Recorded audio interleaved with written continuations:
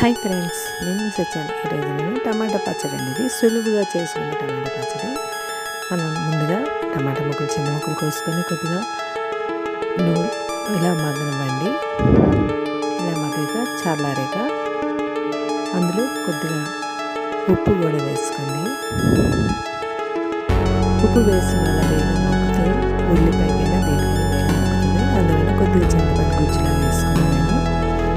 అంటే టమాటా అన్ని పాడైపోతాయి. మేము క్యాంప్ వెళ్తామని గబగబా అన్ని పాడైపోకుండా ఇలా పచ్చడి చేసి నేను ఫ్రిడ్జ్లో పెట్టేసానండి. అంటే మా 20 రోజులు క్యాంప్ అండి, అందుకని ఇలా చేసుకొని పక్కన పెట్టుకున్నాం.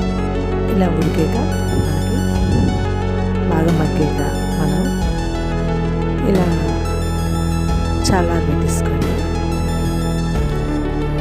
మెత్తగా ఉడకాలండి.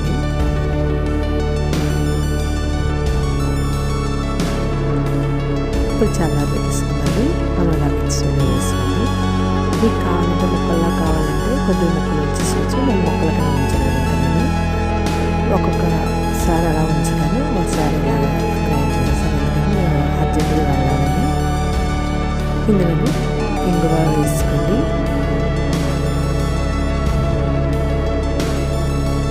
టేస్ట్ తగ్గ కారం కూడా వేసుకోండి. ఇందులో వేసుకొని ఒకసారి మిక్సీ పెట్టేసుకోండి. మిక్సీ పెట్టుకొని ఇప్పుడు అదే పనిలో నూనె వేసుకొని కొద్దిగా మినపప్పు, మెంతులు, శనగపప్పు, ఆవాలు, ఎండుమిర్చి వేసుకొని నేనైతే జీలకర్ర వేయలేదు.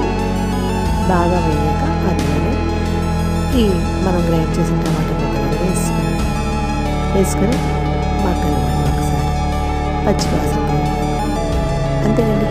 ఇష్టంగా టమాటా పచ్చడి రెడీ అయిపోయింది. ఇది అంటే పైన ఉంచుకుంటూ ఉంటుందండి, 6 రోజులు ఉంటుంది. అలాగే ఫ్రిడ్జ్లో పెట్టుకొని 4 రోజులు 2 నెలలు ఉంటుంది. ఇందులోనే కొద్దిగా నిమ్మ ఉప్పు వేసుకొని నిమ్మ ఉప్పు వల్ల వెనిగర్ కానీ నిమ్మ ఉప్పు వేసుకున్న వల్ల మీకు బేగ టమాటా పచ్చడి పాడైపోద్దు. ఏ పచ్చళ్ళైనా పాడవ్వండి, రంగు కూడా అలాగే ఉంటుంది. ఇది చిన్న టిప్ అండి, మీరు ట్రై చేయండి.